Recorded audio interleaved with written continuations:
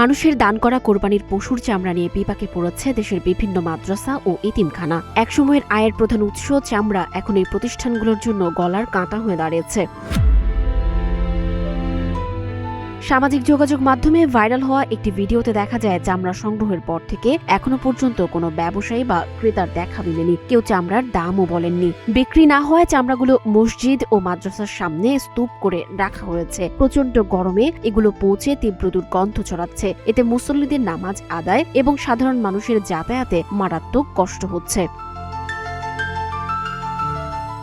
সবচেয়ে বড় সংকট তৈরি হয়েছে এর অপসারণ খরচ নিয়ে। কুমিল্লার ১৪ গ্রামের কালিকাপুর নুরানি তালিমুল কুরআন মাদ্রাসার মতো অসংখ্য প্রতিষ্ঠান এখন এগুলো মাটি চাপা বা ফেলে দিতে শ্রমিক ও গাড়ি ভাড়া বাবদ ৭ থেকে ৮,০০০ টাকা অতিরিক্ত খরচের মুখে পড়েছে, যা দেওয়ার মতো তহবিল মাদ্রাসার নেই।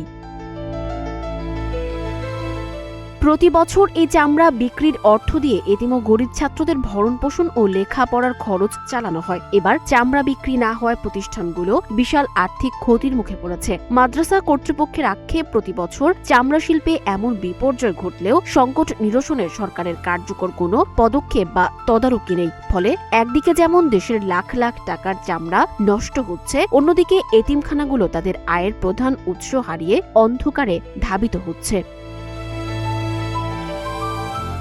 সানজিদা আফরিন, সোনিয়া, নাগরিক, প্রতিদিন।